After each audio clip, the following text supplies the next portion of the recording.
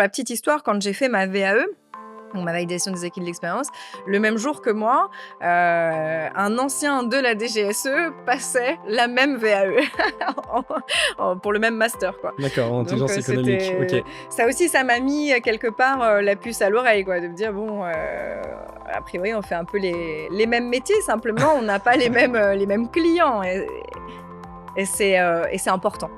Hello, bienvenue sur le podcast des Leaders sans frontières, le podcast où nous partons à la rencontre des meilleures pratiques managériales et entrepreneuriales, inspirées des différences culturelles et de l'international. Je m'appelle Paul Tressens et vis au Vietnam depuis 2022. En créant ce podcast, mon ambition est de vous aider à élargir votre champ des possibles et appliquer des méthodes venues d'ailleurs dans votre quotidien. Je vous souhaite un bon voyage avec notre invité pour un nouvel épisode des Leaders sans frontières. Bonne écoute! Bon, hello Elsa. Bonjour. Bienvenue dans le podcast des Leaders sans frontières. Merci. Ce que je te propose dans un premier temps, c'est que tu te présentes, tu nous dises qui tu es, ce que tu fais et d'où tu viens. OK. Elsa, Roméo, ce que je fais, c'est ce qu'on appelle l'intelligence économique. Alors en général, on passe 3 heures là-dessus parce que c'est un concept, qui est mal connu, et qui est victime aussi d'une réputation, variable, je dirais. Est-ce que tu peux le définir en quelques mots, ce concept d'intelligence économique? Oui, l'intelligence économique, c'est, pour être, un peu dans la provocation, c'est, tout ce que devraient faire les écoles de commerce et qu'elles ne font pas. Donc ça va être insister sur, la qualité des sources, la multiplication des sources, avant de partir sur un article, avec ou sans l'aide de ChatGPT, hein, il y a pas de problème avec ça.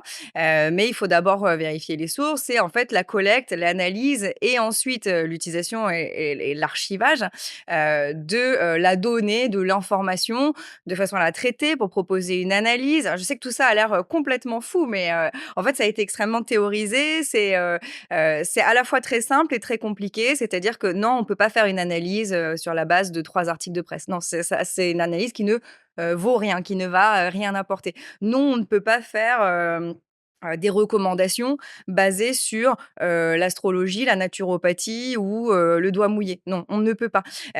Ou sur les tendances, du moment, le dernier article, de tel, journal, on ne peut plus sérieux. Ce ne sera pas suffisant. Si vous voulez vraiment, établir une stratégie, c'est-à-dire faire bouger, hein, stratégie, c'est faire bouger les troupes, hein, donc il s'agit d'enclencher un mouvement, d'actionner quelque chose.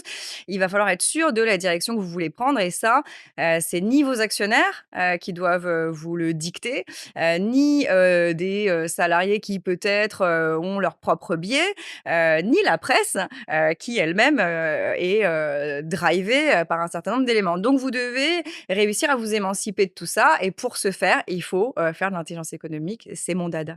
Ok, super. Je reviens à ma question. D'où tu viens? Oui, Qu'est-ce que alors tu as fait comme parcours originel, comme ouais. études? De quelle région viens-tu en France? Alors moi, je suis corse, je viens d'un village, qui s'appelle, Guisan, bonjour à tous. Ok. Voilà, on n'est pas nombreux, à y vivre, mais, on est nombreux à en venir.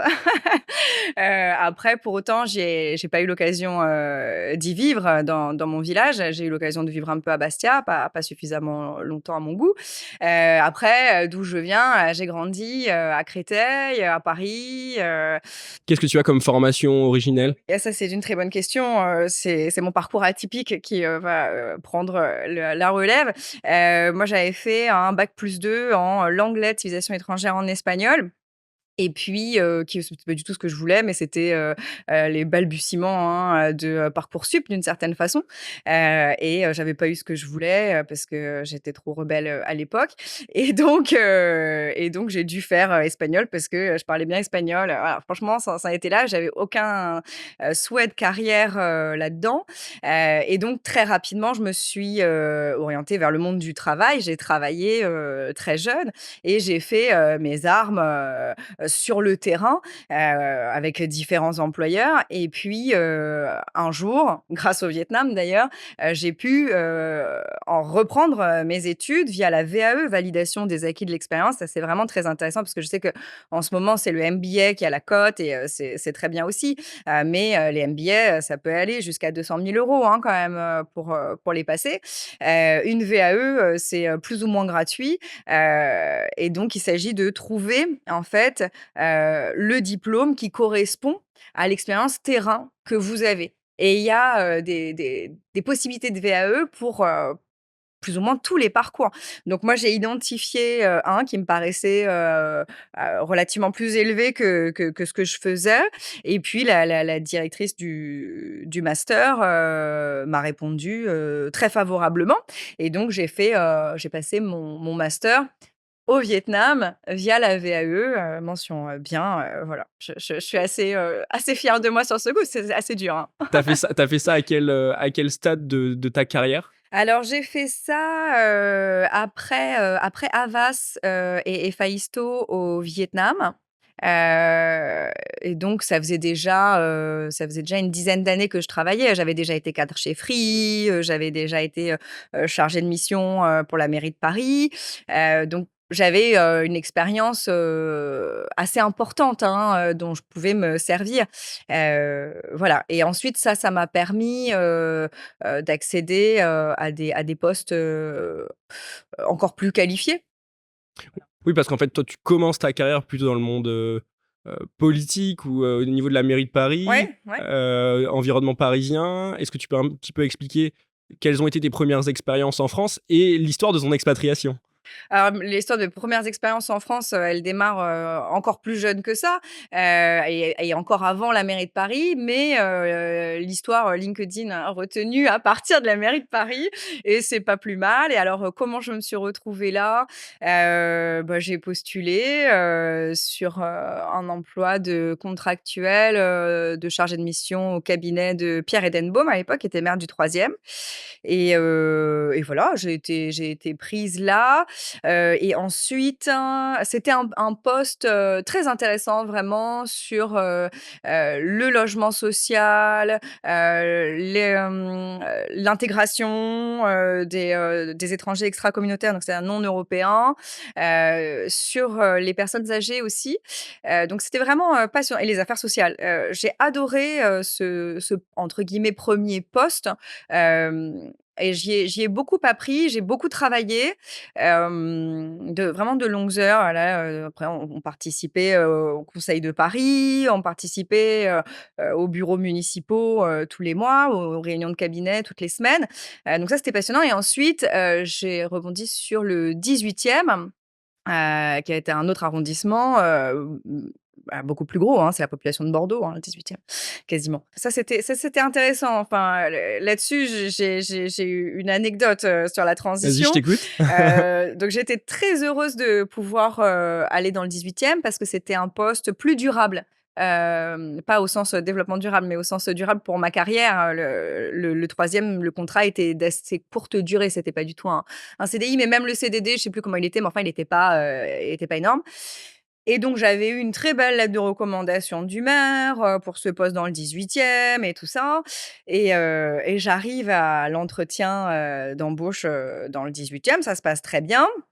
Ils me disent, et puis finalement, une semaine plus tard, je reçois un autre mail: «Ah désolé, c'était pas prévu, mais en fait, le directeur général des services», qui est le numéro 2 après le maire, «veut vous rencontrer avant, d'aller plus loin».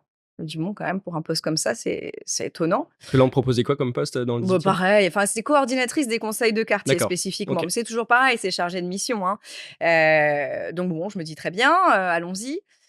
Et là, clairement, le directeur général des services me cuisine, hein, j'ai pas d'autres termes. Déjà, il me demande si donc mon nom de famille, c'est Roméo, mais c'est aussi Cervetti. Cervetti, pour le coup, c'est corse, et il me dit: «Cervetti, Cervetti, vous êtes corse?» «Bon, oui, qu'est-ce que vous pensez de l'affaire Colonna?» «Ah, quelle est cette question?» Alors déjà, ça, c'était le En premier entretien et en t'as entretien, quel c'était âge, la toi, à première. ce Alors moment-là? oui, oui, c'est une bonne question. J'ai, 21 ans, je crois, quelque chose comme ça, donc je suis quasiment une enfant. Heu Je lui dis, que, bien sûr, c'est un drame, pour, tous. Maintenant, qu'est-ce que je pense moi à titre individuel? Quelle est mon analyse, vraiment fine de la situation? C'est que je n'en ai pas, tout simplement parce que je n'ai pas accès à l'information. Et ben, sachez que la réponse a été appréciée. Parce qu'il était en fait, cet homme-là, paix à son âme, Didier Vinolas, qui nous a quittés, l'an passé. Cet homme-là avait été, l'adjoint, du préfet, Érignac. Donc, D'accord. ce qu'il savait, c'est que peu de monde pouvait prétendre à avoir une analyse de cette situation, puisque les informations étaient quand même peu nombreuses Donc et tu es très peu déjà là dans accessibles. l'intelligence Donc, je suis économique que déjà tu as là dans abordée. l'intelligence économique, mais je ne le sais pas. Je reviens à ma question qui était, quelle est l'histoire de ton expatriation? Ah, l'histoire de mon expatriation, alors on est en 2014. Elle commence en 2014 parce que j'arrive au Vietnam en 2016, mais mon expatriation, elle prend un peu de temps. 2014, j'ai un magnifique bébé, c'est formidable. Sauf que chez Free, où je suis cadre, ça passe pas, Oui, parce que ça tu es passe avec la mairie pas. de Paris, après tu bascules chez Oui, Free c'est et le après, exactement. on va passer rapidement sur cette Ouais. phase de ta vie, mais tu es chez Free et ensuite là, c'est à ce moment-là que viendra l'expatriation. Voilà, exactement. Donc, je m'expatrie pas tout à fait puisque, personne me demande de venir. Voilà, j'ai pas un contrat, qui me fait, venir. En fait, je migre, hein. Je migre, parce que, je suis en procès avec, Free depuis, j'ai gagné. Heureusement, hein, parce que ça m'a remboursé, mes frais, d'installation, au Vietnam. Pourquoi le Vietnam à ce moment-là Bah, ça, c'est un benchmarking, hein, sincèrement, on a vraiment fait un benchmarking, très très sérieux, très appliqué, sur, quel pays, quand, vous êtes francophone, vous n'avez jamais été expatrié, vous allez, chercher un travail, peut-être monter une entreprise. En ce qui me concerne, l'idée, c'était de monter une entreprise, mais dans ce cas, il fallait que mon mari puisse trouver un travail, hem, pas violent, où il y a pas la guerre, où il y a pas un conflit entre chemise, jaune et chemise rouge. Je dis ça parce qu'à l'époque, en Thaïlande, c'était exactement ça qui, occupait, la place médiatique et où il y aurait une, croissance qui permettrait à chacun, de trouver plus facilement, un emploi, hein, parce que ça va ensemble, qui serait durable. Hein, parce qu'il s'agit pas de trouver un travail pour, 1 an ou 2, il s'agit de, vraiment pouvoir, créer quelque chose, ailleurs. Et pour qu'une croissance, elle soit durable, il y a plusieurs paramètres et une certaine stabilité. Bon, le Vietnam a une certaine stabilité, au moins, de la paix et il faut aussi que cette croissance, elle soit portée par une population, dynamique et jeune. Ce qui est le cas aujourd'hui puisque, la population au Vietnam, elle a moins de 30 ans. Heu, donc ça, on s'est dit: «C'est pas mal». Alors ensuite, côté francophonie, elle est assez développée au Vietnam par rapport à d'autres pays. On a de bonnes écoles, françaises, c'était important pour nous et voilà, je pense que et aussi non, élément très important, on n'avait pas non plus des fonds, illimités. Donc par exemple, on a réfléchi à San Francisco et on s'est dit: «Ben, on a 2 mois à San Francisco pour tenter notre chance ou 6 mois, Mmh. peut-être même 1 an au Vietnam. Qu'est-ce qu'on fait?» On s'est dit: «Écoutez, ne soyons pas flambeurs, essayons, 6 mois, 1 an» parce que, monter une entreprise, chercher un emploi, c'est, des démarches qui, toutes 2 prennent du temps, sont incertaines. C'est difficile de se dire, sur 2 mois, «Tant pis quoi, si on a raté, qu'est-ce qu'on fait?» On peut pas revenir. Quelles sont les différences notables que tu analyses en arrivant au Vietnam et puis même tes expériences après t'ont conduit sur Hong Kong également. Aujourd'hui, qu'est-ce que tu remarques comme différence entre la France et ces pays? Il y a énormément de différences. Je dirais que celle qui saute le plus aux yeux, c'est probablement la capacité, d'action, qu'il y a, ici, hein, en Asie du Sud-Est en général, en Asie du Nord, beaucoup moins. Mais sur l'Asie du Sud-Est, il y a, enfin, je veux dire le dynamisme, il tombe pas du ciel. Le dynamisme, il est, encouragé par un certain nombre, de lois qui n'existent pas, de réformes, en suspens et il vient aussi de ça. Alors parfois c'est frustrant aussi, hein, parce que nous on a l'habitude, d'avoir énormément de règles, que tout soit très, borné et donc on sait s'orienter, là-dedans et ce qui est vrai pour, le trafic, routier est vrai également dans les autres flux, hein, les flux financiers. C'est pour ça que le Vietnam n'est pas considéré comme un pays safe, d'un point de vue bancaire, mais Hong Kong, oui et tout est dirigé, je dirais, sur de cette façon-là, par rapport à un dynamisme qu'on va essayer, de ne pas, abîmer. Voilà. Là, je pense par exemple, la réforme qu'ils sont en train de mener à l'échelle européenne autour de l'IA, le AI Act, hem qui est en train, a priori, de ce que je comprends, de ce que le président de la République dit et de ce que, les, spécialistes, de l'IA en tant que secteur économique, hein, pas de l'IA en tant qu'ingénieur ou acteur économique, disent, c'est que, de vouloir, trop réglementer, l'innovation à ce stade-là, c'est un risque, qu'on va faire prendre à toute l'Europe et à tous nos pays.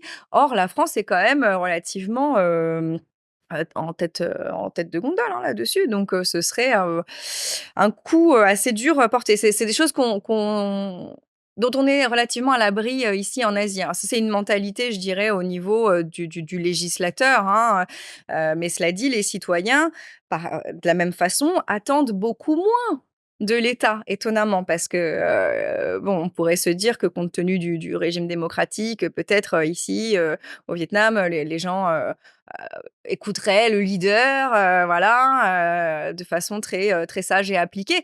Je crois que c'est pas du tout comme ça. Ça, c'est une idée, que peut-être certains occidentaux peuvent se faire, mais je crois que, on est beaucoup plus, maternés, en France. On cherche beaucoup plus une figure de leader, dans notre personnel, politique, qu'ici. Est-ce que tu peux me parler de la capacité des Vietnamiens justement à entreprendre? Moi, j'ai noté un interview de toi en septembre 2023 où tu dis, passé l'âge de 35 ans, la plupart d'entre eux ont créé une, voire plusieurs entreprises, toutes catégories confondues, vente ambulante, commerce, entreprise de services, etc. Est-ce que tu peux expliquer ça et expliquer ce dynamisme qu'il y a aujourd'hui? Oui, ben, je pense que, on vit ici au Vietnam dans une société qui est organisée, autour, de l'individu et de la famille beaucoup plus qu'autour, de l'État, des services de l'État, des aides de l'État, des, primes à l'export, des je ne sais quoi, où il faut énormément de documents, éprouver les comptes sur 8 années antérieures, nin nin.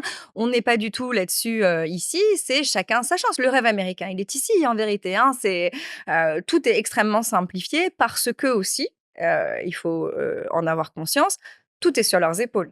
C'est-à-dire que, personne ne va prendre, en charge, à part eux-mêmes, à part ce petit noyau, leurs personnes âgées, un handicap, une rupture de carrière, le chômage de longue durée, une pathologie, qui empêcherait, de travailler et cetera. Ils ont pas du tout le même système social que nous. Donc nécessairement, c'est à leur charge, au sens, ça pèse économiquement, mais aussi sur un plan, de solidarité, beaucoup plus. Donc je crois que c'est ça qui les encourage, beaucoup à monter leur propre affaire puisqu'ils ils espèrent bien sûr, obtenir plus de profit. Et pour revenir au fait que le dynamisme, il tombe pas du ciel ni de la force, hein, des individus, mais il vient du législateur, toujours, et ben là, au Vietnam, tant que vous êtes sur un business, familial et que vous n'avez pas d'employés, c'est free flow, hein. Le business, c'est free flow ici. Si vous êtes vietnamien, bien sûr, et que, vous n'avez pas de salariés, Qu'est-ce que tu appelles free flow? libre à vous. Mais il y a pas de taxes, il y a pas de, Mmh. voilà, il y a personne qui va venir, vous demander, quoi que ce soit. C'est votre, je dirais que c'est aussi la liberté, d'entreprendre au Vietnam est probablement aussi importante pour les Vietnamiens et pour le Vietnam, que, la liberté d'expression aux États-Unis. Voilà, c'est équivalent. C'est pour ça que je dis que le rêve américain, il est plus ici, que là-bas. Et ça, tu le localises dans certaines régions du Vietnam, par exemple Ho Chi Minh, qui est vraiment la capitale, on va dire, Ouais, économique du bien sûr. Vietnam par rapport à Hanoï, ou tu dis ça dans tout le Vietnam aujourd'hui? Je pense que ça existe dans tout le Vietnam, Hanoï, bien sûr, c'est la capitale, politique, mais ça n'empêche pas qu'il y a des maraîchers, des plateformes de e-commerce, des artisans du cuir, et cetera. Tout ça existe aussi.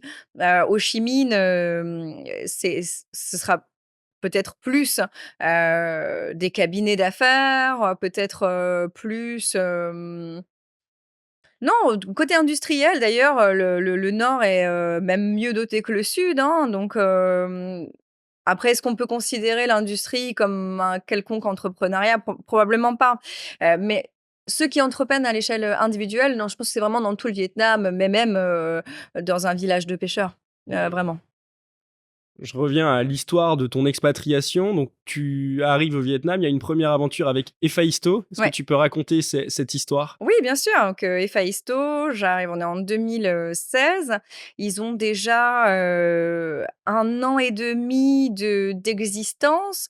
Ils ont avant d'exister, ils ont aussi travaillé, les 2 cofondateurs, Bernard et Lou, ils ont travaillé en amont, bien sûr, de la création. Donc grosso modo, ça fait à peu près 2 ans qu'eux, travaillent sur ce concept de plateforme en ligne qui utilise, les produits, hem, made to order, pardon,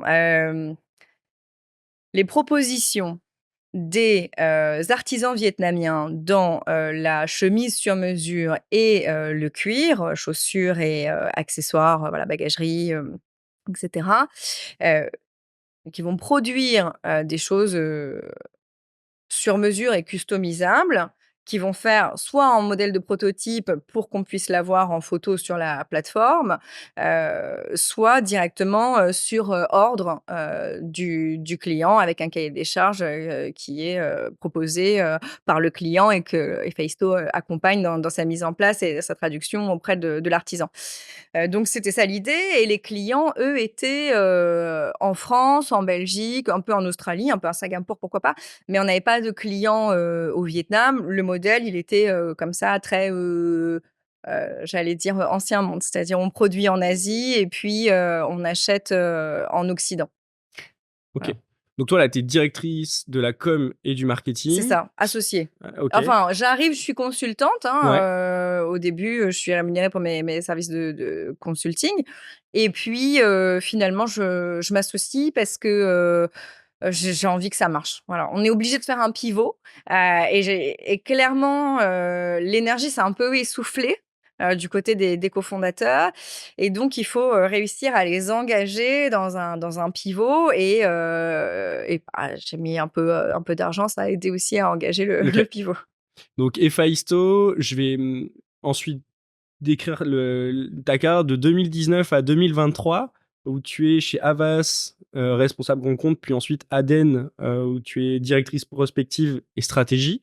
Alors, pendant ces expériences dans des grands groupes, moi j'ai noté, alors il y a ton VAE à ce moment-là, dont tu parlais tout à l'heure en intelligence économique, et aussi en 2020, tu fais l'école de guerre.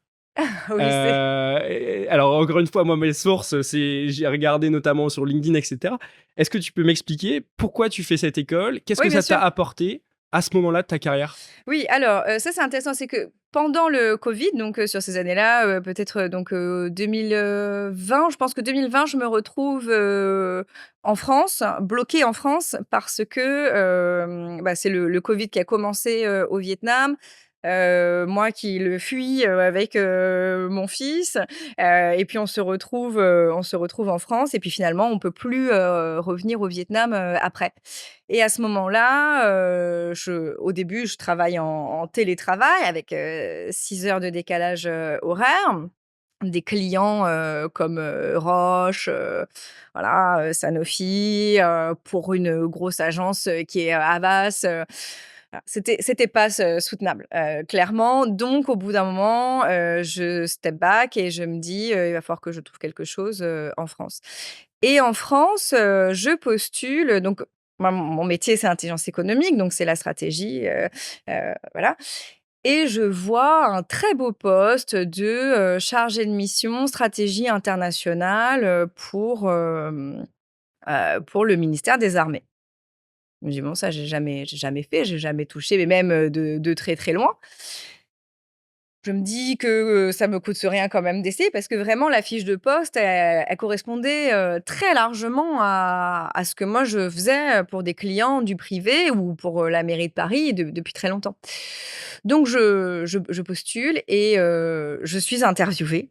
Donc je vais, à Ballard, incroyable et la personne qui me reçoit, me dit que, on était, 150 à postuler.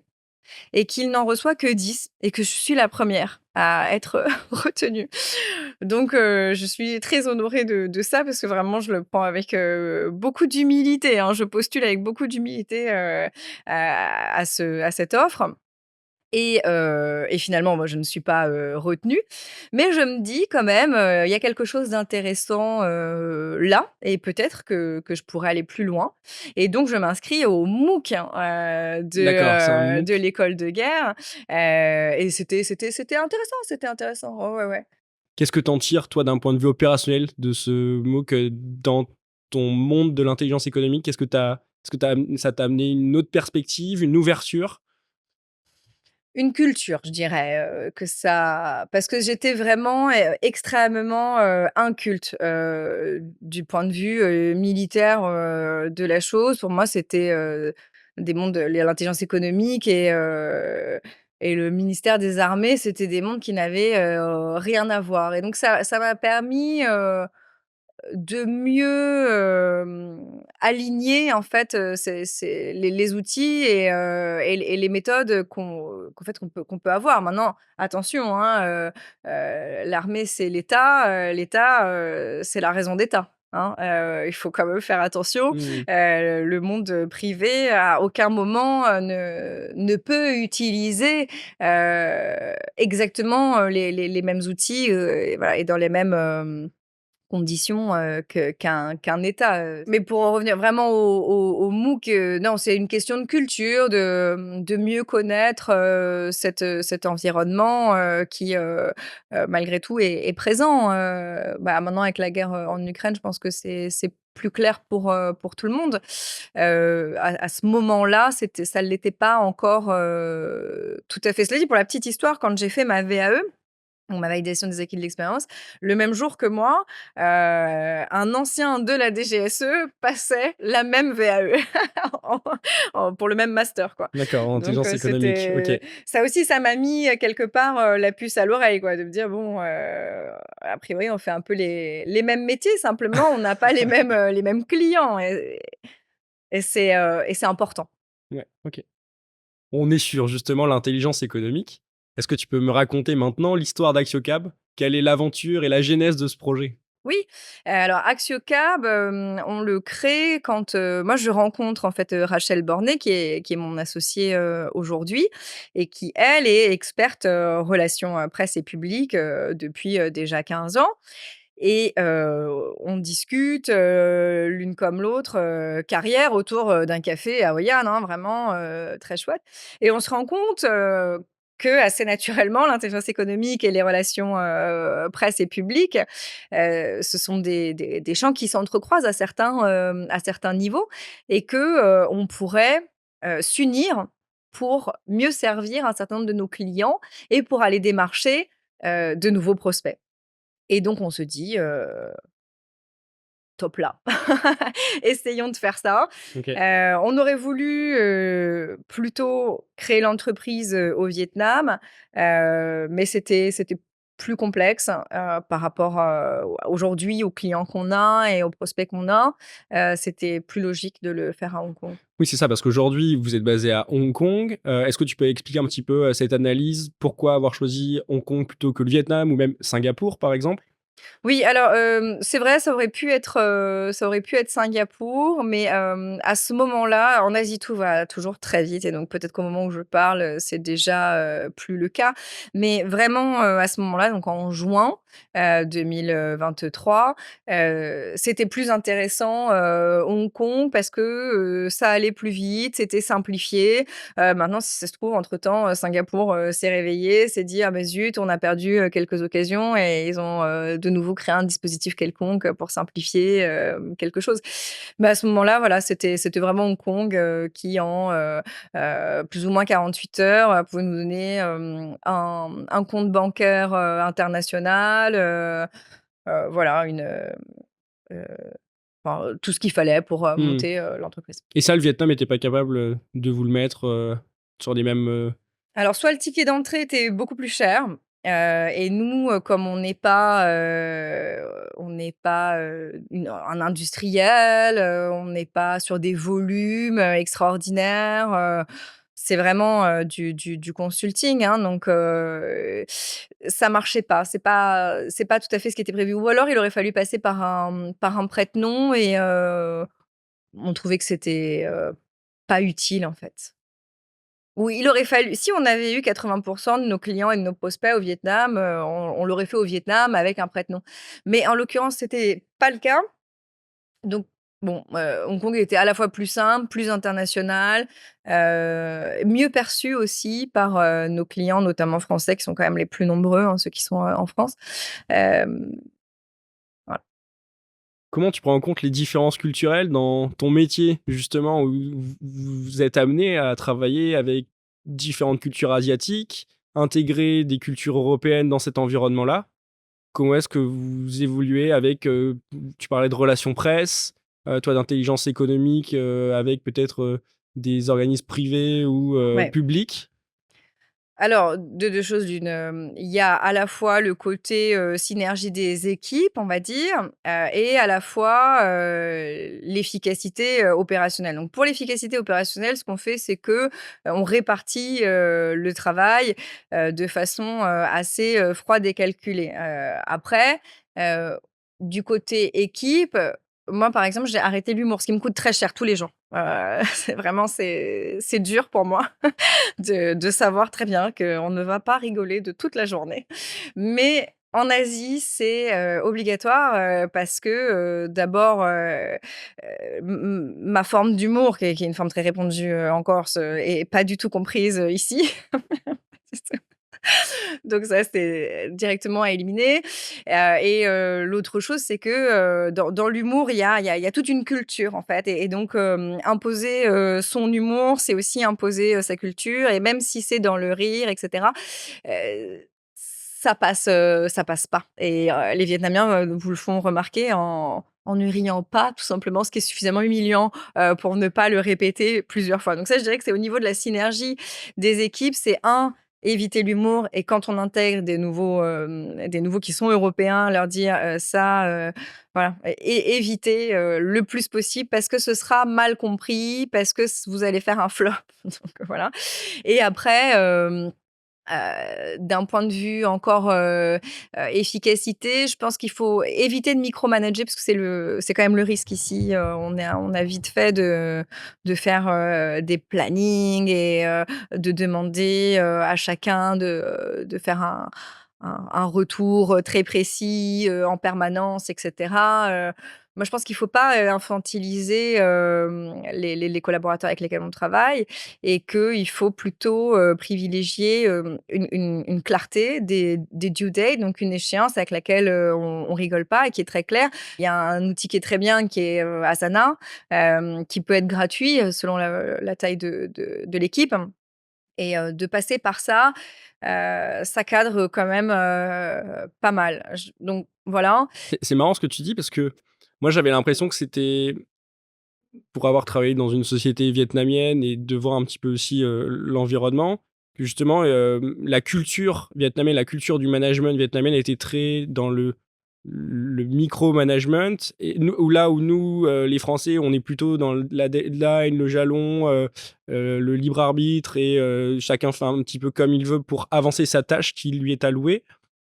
Et en fait, toi, tu as une opposition à cela. Oui. Comment tu l'expliques? Bah, parce que je pense qu'effectivement, ils ont l'habitude d'être, micromanagés et je pense que c'est un cercle vicieux. C'est-à-dire plus vous allez micromanager, plus ils vont être micromanageables, donc ingérables, en fait. Parce que, plus vous micromanagez, plus vous y passez de temps et moins ils vont être, efficaces, moins ils vont grandir et moins ils vont rester. Parce que les mêmes personnes qui vont micromanager vont se plaindre du loyalty rate, du taux de rétention, très mauvais, qu'on a, au Vietnam. Oui, mais parce qu'il s'agit de réellement, empower, les personnes avec lesquelles vous travaillez et leur donner, les outils, la confiance pour accomplir leurs tâches dans les temps impartis, selon, leurs propres méthodes tant que elles ont été quand même, je veux dire, vérifiées. Comme on parle d'intelligence économique, je veux dire, il s'agit pas, de dire: «Ah bah, c'est super, il a très bien réussi. Bon alors certes, il a mis des micros partout, mais ça passe». Non, pas du tout. Il y a des interdits, il y a des choses qui sont impossibles, de faire et on ne doit pas, rigoler avec ça, clairement. Maintenant, dans une certaine mesure, il faut aussi permettre, aux individualités de s'exercer. Sinon, à quoi bon?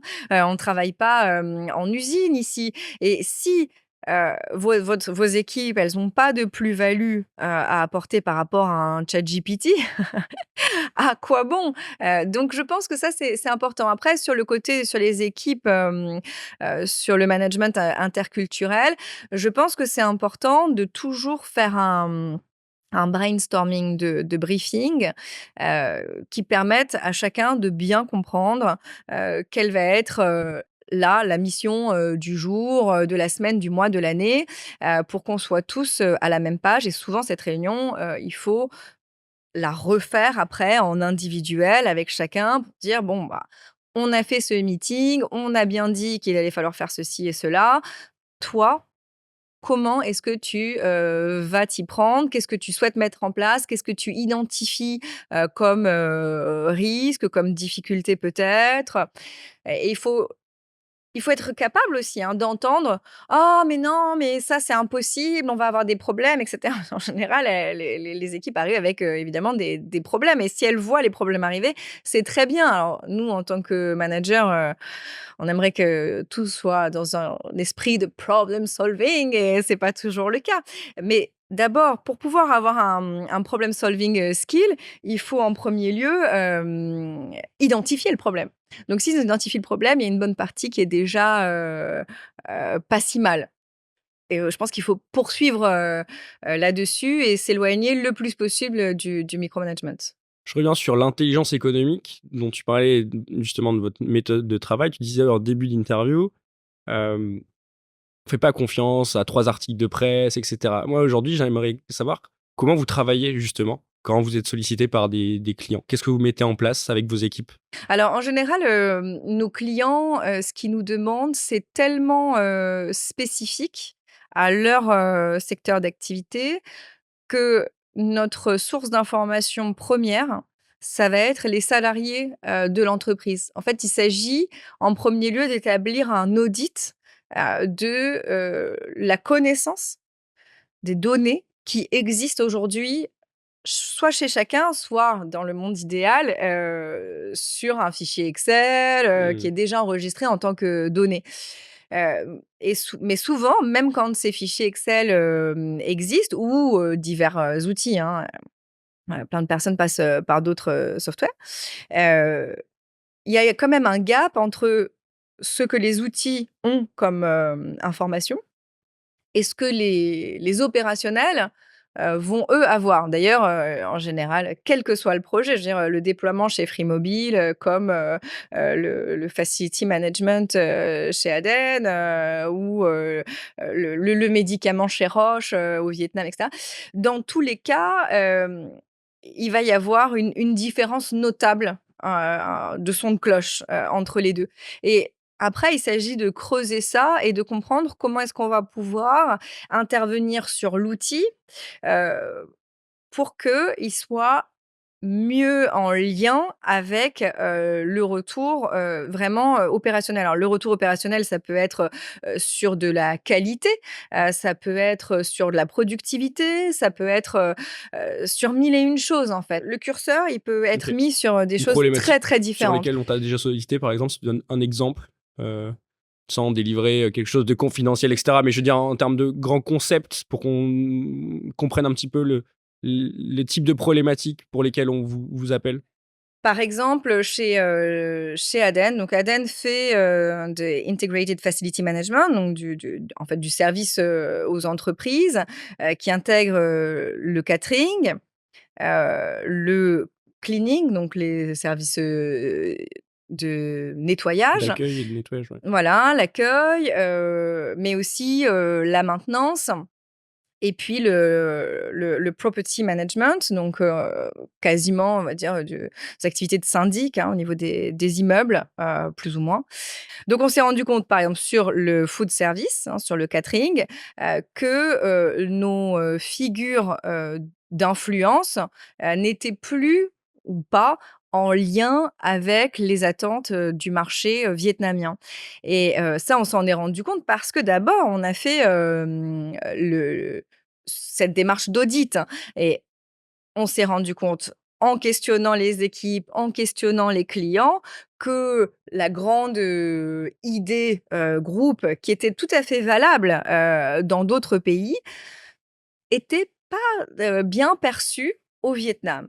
Et donc on l'a modifié. Du moins, moi, mon travail, c'était d'abord d'identifier ça, ce, entre guillemets, «problème» ou cet axe d'amélioration possible, de proposer la recommandation, idoine, hein, à un coût, similaire, ou alors avec un retour sur investissement, supérieur, et c'est ce qu'on a fait. Donc très clairement, on avait un chef qui était français, qui devait avoir une soixantaine d'années, qui était, formidable et qui a fait un très beau travail et cetera, et qui était vraiment tête de proue de, ce que le food service, peut être, pour une entreprise qui voudrait, s'en donner les moyens, soit Mmh. pour une activité d'une journée, soit pour le long terme.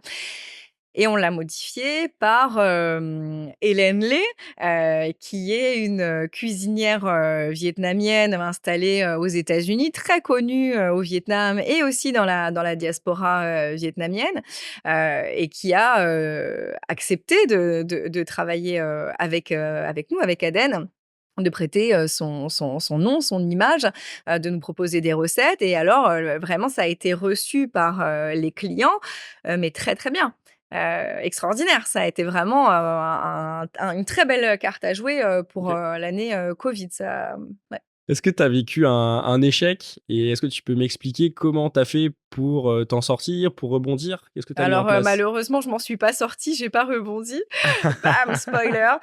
Non, je dirais que l'échec de ma carrière, c'est, je pense, moi, c'est ce que je regrette le plus, de ne pas avoir réussi à convaincre, à l'époque Héphaïsto, de modifier son business, model pour rapprocher les artisans des consommateurs, des clients.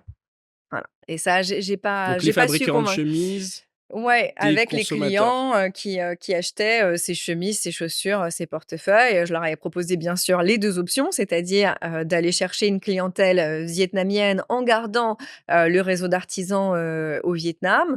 Mais ça n'a pas été, retenu. Je pense que, j'ai pas suffisamment travaillé cet axe-là. J'ai pas suffisamment montré, comment c'était, faisable. Je pense que la faisabilité était pas suffisamment étayée. Et de l'autre côté, sinon, si on voulait pas faire ça, bah, créer un réseau d'artisans en France ou à minima en Europe, pour répondre à la demande, française, européenne. Et ça, je l'avais un petit peu plus développé parce que c'est ce qui avait ma préférence, avec, éventuellement, des personnes en réinsertion, ou des, personnes en prison. Ouais, il y avait plusieurs, options. Mais ça n'a pas été, retenu parce que, trop de travail avait déjà été fait, sur la constitution du réseau, au Vietnam. Mais je pense que c'était un argument qui n'était pas, recevable. Et je regrette, de pas avoir suffisamment travaillé ça, de pas avoir été, suffisamment, têtue, obstinée, là-dessus. Mais bon, c'était la première fois que j'étais associée, Mmh. dans une entreprise, et je me suis comportée peut-être plus en consultante ou en salarié qu'en tant qu'associée. Et c'est une erreur que je ne referai pas. Comment est-ce que tu continues de progresser aujourd'hui? Alors, mais, je m'instruis via des, MOOC, comme, tu l'auras, remarqué. J'essaye aussi d'apprendre, par les plus jeunes parce qu'ils apportent, autre chose. Je parle comme, une personne très âgée tout d'un coup. Mais parce que moi, je suis mentor sur, My Job Glasses. Donc je rencontre des jeunes qui, cherchent à construire leur carrière, à avoir des avis, des idées sur leur orientation et en même temps que je leur, prodigue des conseils, je les écoute aussi et je recueille, leurs témoignages, ce qu'ils ont à apporter et je me nourris de ça pour, voilà, c'est mon botox. OK. Quel est le meilleur conseil qu'on t'ait donné dans ta carrière? Je crois que les meilleurs conseils qu'on m'a donné dans ma carrière, c'était, pas du tout quelqu'un, qui était dans mon réseau, professionnel, pas du tout un mentor, ou quoi que ce soit. Vraiment une relation, amicale, et qui m'a dit: «Oui, mais tu sais, de toute façon, tu peux pas plaire à tout le monde et à la rigueur, ceux qui n'aimeront pas, ta» en l'occurrence, mon compte, Instagram un peu, intelligence économique, mais aussi un peu décalé, et ben, ce sera pas tes clients et ça te fera des migraines en moins et ça m'a beaucoup, rassurée et je pense que c'est un conseil, qu'il faut pas hésiter à donner aussi, aux autres. En fait, il faut être, raccord avec, qui on est et accepter, que ça ne plaise pas à tout le monde et que donc c'est pour ça, je sais très bien que, non, Axocab ne dominera pas le monde. Non, on tient pas à travailler avec, Coca-Cola, je ne sais qui, juste parce que, ça va nous permettre, une opportunité. De toute façon, probablement, ils voudront pas, travailler avec nous et tant mieux, en fait. Si tu devais donner justement un conseil à, la Elsa qui avait 18 ans, 20 ans, qu'est-ce que tu lui dirais? Je pense que je lui dirais: «Écoute, ça va le faire, t'énerve pas, voilà, détends-toi. Il y a un moment où tu vas réussir à faire tout ce qu'il faut faire, à trouver le temps, de passer ton diplôme tout en continuant à travailler, tout ce miracle sera possible, simplement par un bon benchmarking, heu, et une expatriation, rondement menée. Ça va le faire». Parce que j'étais très inquiète, hein. J'ai commencé ma carrière sans diplôme. Je veux dire, c'est avoir un parcours, atypique, ça peut être, perçu comme quelque chose de chouette. Tant mieux parce que je pense que ça, permet d'avoir des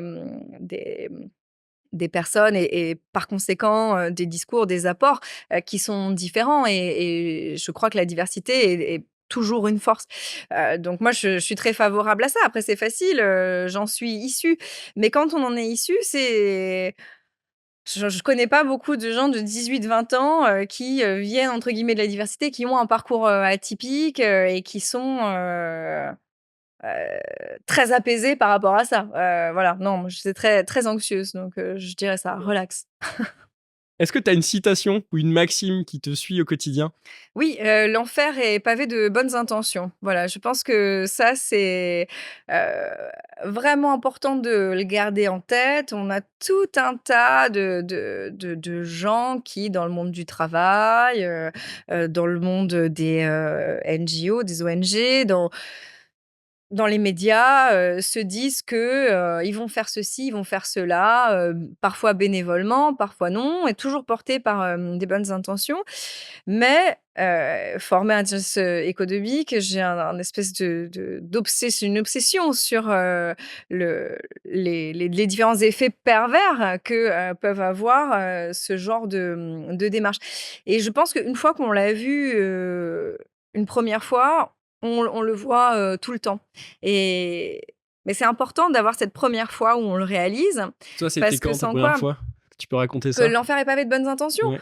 Ah, je pense que je l'ai réalisé, assez tôt. J'ai pas le jour de la révélation, là comme ça, mais Mais une anecdote d'une histoire, où tu dis: «Là, je comprends, le sens de cette citation».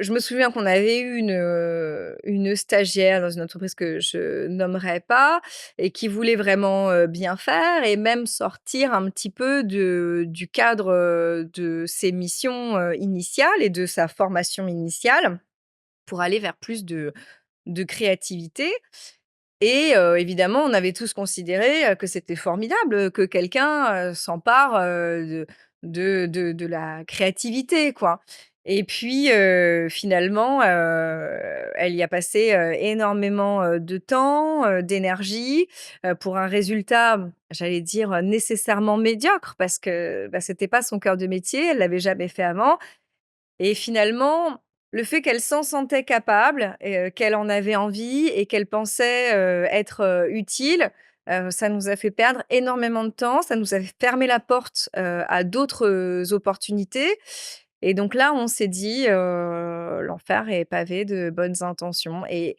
c'est vrai qu'il faut, je pense, être vigilant là-dessus et se dire: «OK, l'intention, c'est celle-ci, mais quels sont les moyens qui vont être mis en œuvre? Quelles sont les compétences qu'on va solliciter, là-dessus? Quel est le résultat qui est, attendu?» Voilà et les conditions de ce résultat.